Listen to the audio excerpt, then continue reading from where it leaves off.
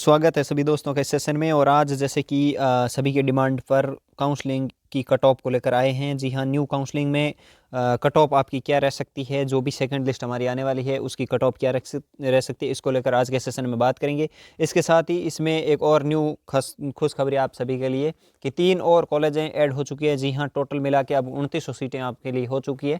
Total 3 कॉलेजें और add हो चुकी है, जिसमें 100 सीटें, तो टोटल 300 सीटें और बढ़ चुकी है। तो इसमें कंप्लीट इन्फॉर्मेशन दूंगा, हर एक कैटेगरी पर बात करेंगे, किस कैटेगरी के कितने नंबर तक कट ऑफ रह सकती है, पूरी जानकारी इसमें देने की कोशिश करूंगा। इसके साथ ही ये जानकारी यानी कि ये नोटिफिकेशन 3 कॉलेज का मैंने टेलीग्राम चैनल पर डाल लिया। अगर आपने अभी तक हमारे टेलीग्राम चैनल को नहीं ज्वाइन किया तो कर लेना, लिंक आपको डिस्क्रिप्शन में मिल जाएगा। इसके साथ ही जो भी हमारी कॉलेज न्यू ऐड हुई है, किस जिले में कौन सी कॉलेज ऐड हुई है, इसको लेकर भी 2 वीडियो पहले से बन चुके हैं। जो आपने नहीं देखा है तो लिंक उनका भी डिस्क्रिप्शन में मिल जाएगा, जो आपको जरूर देख लेना है।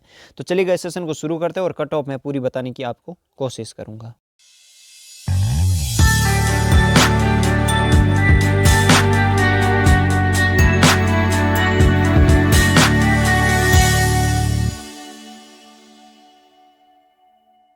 शुरू करते हैं और आप सभी को बता दूं कि सबसे पहले तो आप सभी के लिए BSTC second list cut off के बारे में, न्यू कॉलेज ऐड और काउंसलिंग प्रक्रिया के बाद जो भी रहेगी कट ऑफ, उस पर बात करेंगे। सबसे पहले मैं आप सभी को बताना चाहूँगा, जिसने यानी कि ये बुक टाइम और पेन का जिसने महत्व समझा है उनका 100% नंबर है। जिसने इस चीज़ को मानकर अगर तैयारी की है तो उनको टेंशन लेने की ज़रूरत नहीं है।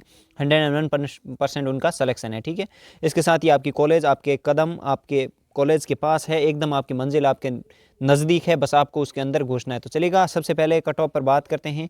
और जो पहली कैटेगरी को लेकर हम बात करेंगे वो है हमारी सबसे पहले तो हम सीटों पर बात कर लेते हैं। तो सीटें आप सभी को पता होना चाहिए, टोटल सीटें हैं वो 2900 हो चुकी है। जी हाँ, 3 कॉलेजें कल और ऐड कर दी गई, तो टोटल मिला के 2900 सीटें आपकी हो चुकी है। ठीक है, पहली बार में आपकी 1850 सीटें ऐड कर दी गई थी, दूसरी बार में 750 सीटें और ऐड कर दी गई थी, तीसरी बार में 300 सीटें और ऐड कर दी, तो टोटल मिला के आपकी 2900 सीटें हो चुकी है। न्यू काउंसलिंग करवाने वाले विद्यार्थी, तो ये एक और चीज़ मैं इसमें बताने की कोशिश करूँगा।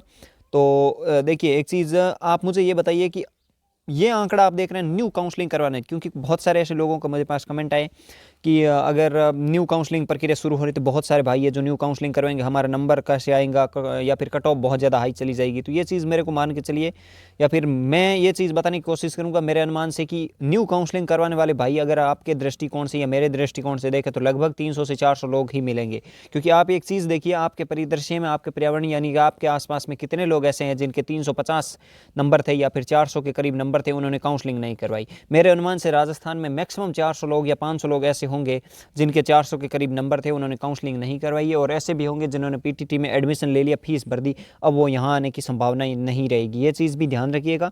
बहुत सारे ऐसे भाई है जिन्होंने पीटीटी में एडमिशन ले लिया, लेकिन मैं मानता हूँ कि 500 लोग ऐसे होंगे जो काउंसलिंग प्रक्रिया में भाग नहीं लिया था, अब ले सकते हैं। ठीक है, 500 मैक्सिमम है। और सीटें आपकी टोटल कितनी बढ़ चुकी है, तो 2900। तो आप खुद मान के चलिए कि कट ऑफ कम रहेगी कि ज़्यादा रहेगी। और इसके साथ ही देखिए, फर्स्ट काउंसलिंग के बाद खाली रही सीटें, यानी जो अभी विद्यार्थी पीटीटी की तरफ चले गए थे, या काफ़ी सारे ऐसे भी विद्यार्थी मिल जाएंगे जिनको कॉलेज अलॉट होने के बाद दूर हुई तो एडमिशन उन्होंने नहीं लिया था, तो उनको देखते हुए लगभग 2000 प्लस ही सीटें, मैं मिनिमम 2000 तो मानता ही हूँ, 2000 से ज़्यादा सीटें ऐसी है जिन पर लोग फर्स्ट लिस्ट में कॉलेज अलॉट होने के बाद उन्होंने एडमिशन नहीं लिया था, तो ये भी सीटें आपके लिए रिजर्व है।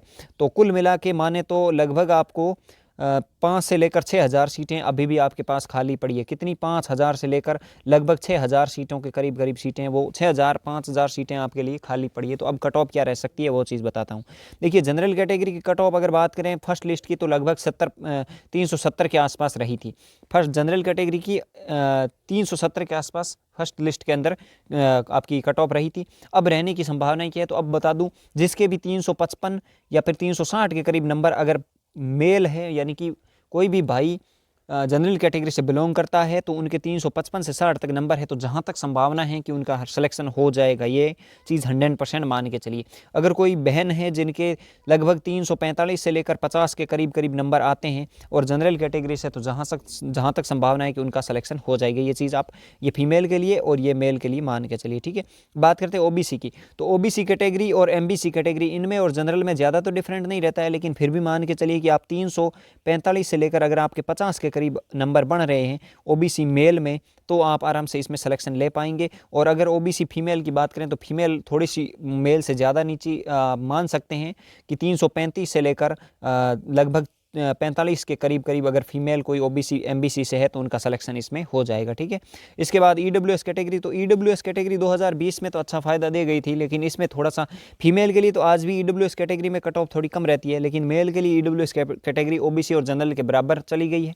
तो मान के चलिए 300 लगभग 45-40 यहीं ओबीसी और एमबीसी के करीब ही रह गई है, बस समझ के चलिए ईडब्ल्यूएस को। और फीमेल थोड़ी सी 335 यानी कि ओबीसी के लगभग बराबर ही ईडब्ल्यूएस कैटेगरी बैठती है। कोई 1-2 नंबर का ऊपर नीचे हो सकता है, बट ज़्यादा कुछ डिफरेंट नहीं रहता है, ये चीज़ इसमें आप मानिए, ठीक है। इसके बाद जो कैटेगरी आपकी बचती है वो एसटी कैटेगरी है। इस वीडियो को अंत तक देखना है, क्योंकि इसमें आगे भी बहुत सारी ऐसी चीज़ें मैं बताने वाला हूँ, ठीक है। इसके आधार पर आप 100% मान के चलिए कि यही कट ऑफ आपकी रहेगी, ठीक है। एससी एसटी में क्या है, तो एससी में एससी में मेरे गांव के एक सिस्टर है जिनका लगभग कितने में 330 के अंदर उनका फर्स्ट लिस्ट में 333 थे लगभग सिलेक्शन हुआ है। और ये मानता हूँ कि लगभग 320 के करीब करीब अगर कोई एससी एसटी में फीमेल है तो उनका सिलेक्शन हो जाएगा, और अगर कोई मेल है तो 330 के करीब करीब सेकंड लिस्ट में उनका सिलेक्शन होने की पूरी संभावनाएं हैं, ठीक है। तो ये एससी एसटी की दोनों की मान के चलिए। इसके बाद आपकी जो कैटेगरी बचती है वो है यानी कि अन्य में आ जाती है जो भी विकलांग हो गए या फिर जो विधवा कैटेगरी आ गई, मतलब इस तरह की जो भी कैटेगरी आती है उनके लिए तो कुछ भी नहीं है। 285 पर फर्स्ट लिस्ट में एससी कैटेगरी से विकलांग कोटे से एक बहन है जिनको 285 पर सिक्कर की डाइट कॉलेज मिली है। कौन सी मिली है? डाइट। तो आप मान के चलिए कि कहाँ तक इसकी कट ऑफ रहती है, आप खुद सोचिए, ठीक है। तो अगर कोई भाई जिनके 250 के करीब करीब नंबर आते हैं, यानी कि 250 के करीब करीब नंबर आते हैं, तो उनका जहाँ तक है कि विकलांग कोटे से सिलेक्शन हो जाएगा। और अगर कोई जनरल कैटेगरी से आता है तो 280 से लेकर 300 के करीब मान के चलिए कि 300 तक उनका सिलेक्शन हो जाएगा। पिछली बार ओबीसी की कट ऑफ 390 के करीब गई थी ना, तब भी एक भाई थे जिनका मैंने इंटरव्यू भी अपलोड किया था, आपने नहीं देखा तो देख लेना। 313 पर फर्स्ट लिस्ट में उनको कॉलेज अलॉट हो गई थी विकलांग कोटे से। तो यहाँ भी यही स्थिति है। ज़्यादातर आप सोच के चलिए कि 250 से लेकर 300 तक आप किसी भी कैटेगरी से आते हैं तो विकलांग से उनमें सिलेक्शन होने की पूरी संभावनाएं रहेगी, ठीक है। आपको काउंसलिंग करवानी है, ठीक है। इसके बाद जो आपकी किसको काउंसलिंग करवानी है, तो ओबीसी, ये चीज़ भी आप मान के चलिए, और एमबीसी, और इसके बाद जो एक कैटेगरी बचती है जनरल और ईडब्ल्यूएस, ठीक है। जनरल और ईडब्ल्यूएस, इनके भी अगर आपके पास यानी कि मेल के लिए 330 नंबर तक के आप बन रहे हैं तो आप काउंसलिंग ज़रूर करवाएंगे। अब 330 वाले का भी नंबर आ सकता है, कारण ये रहता है कि अगर कोई सीट खाली रह जाए तो आपका नंबर आ जाए, मतलब कोई भाई छोड़ दे या फिर कुछ किस कारणवश वहाँ एडमिशन नहीं हो पाता है, तो फिर वहाँ से आपको सीट में रिजर्व रख के आपको एडमिशन मिल सकता है। लेकिन जहाँ तक मुझे अनुमान है कि 330 के करीब करीब नंबर बन रहे हैं और आपने अभी तक काउंसलिंग नहीं करवाई तो करवा लेनी है, ठीक है। और जिसने भी फर्स्ट लिस्ट में काउंसलिंग करवा ली थी, जिनको कॉलेज अलॉट नहीं हुई है, उनको अब न्यू कॉलेज जितनी भी ऐड हुई है उनकी टोटल सीटें, यानी कि आपको टोटल जो भी कॉलेज ऐड हुई है उनको सेलेक्ट कर लेनी है, वापस उनको सबमिट कर देना, फाइनल सबमिट ज़रूर करना है, वो चीज़ ध्यान रखिएगा। और अगर कोई SC ST का भाई है, कोई SC और ST का कोई भाई है, तो उनको लगभग 310 से अगर ऊपर नंबर हैं तो उनको ज़रूर काउंसलिंग की प्रक्रिया में भाग लेना चाहिए, अगर नहीं लिया तो, ठीक है। और फाइनल सबमिट करना है। जिसने सेकंड लिस्ट में कॉलेज का इंतजार किया कर रहे हैं, जिन्होंने फर्स्ट लिस्ट में काउंसलिंग करवा ली है, वो ज़रूर ये न्यू कॉलेज सेलेक्ट करेंगे, ठीक है। ये चीज़ भी ध्यान रखिए। और इसके बाद जो भी फीमेल है तो वो 5 नंबर नीचे, मान के चलिए कि 5 नंबर नीचे तक आप काउंसलिंग करवा सकते हैं। हालांकि कॉलेज मान लीजिए अलॉट नहीं हुई तो फिर आपके कुछ भी नहीं होगा, 29 रुपये आपके वापस रिफंड हो जाएंगे, कोई प्रॉब्लम नहीं है, कुछ भी जाने वाला नहीं है, 100 रुपये ऐसे ही चले जाते हैं। लेकिन एक बार ये चीज़ सोच के तो देखिए, फिर वो नई एक ऊर्जा आ जाएगी। मान लीजिए अगर नहीं भी हुई ना 300, मान लीजिए 300 नंबर आपके आ रहे हैं, आपने काउंसलिंग करवा लिया, आपको नहीं भी हुई ना, तो भी ये मान के चलिए कि न्यू ऊर्जा आएगी, ऐसे लगेगा कि अब की बार तो सिलेक्शन लेना। और 2022 की आप BSTC किसी भी कीमत पर नहीं जाने देंगे, ये मैं गारंटी देता हूँ, अगर आप जुनून और जज्बा अपने अंदर रखेंगे तो। ये चीज़ आप खुद सोचिएगा। जिस भी भाई के जो भी विकलांग कैटेगरी यानी कि विकलांग कोटे से नहीं आता है, और कोई भी बहन है तो उनके अगर 300 से भी नीचे नंबर है तो वो सेकंड की तैयारी कर सकते हैं 2022 की BSTC की। ये बात ध्यान रखिएगा, भले ही कड़वी लगे लेकिन ये सही है। 300 से भी अगर आपके नीचे नंबर है तो फिर 0% भी संभावनाएं नहीं है, इसीलिए आप 22 की तैयारी कर सकते हैं। हालांकि मैं उम्मीद करता हूं कि इससे आपको काफ़ी अच्छी जानकारी मिली है। और भी किसी तरह का कमेंट है तो मुझे ज़रूर कमेंट करना, जहां तक मैं कोशिश करता हूं सही जानकारी और सटीक जानकारी देने की। आज के सेशन को यहीं विराम देते हैं, मिलते हैं नए सेशन के साथ, तब तक के लिए जय हिंद, जय भारत, धन्यवाद।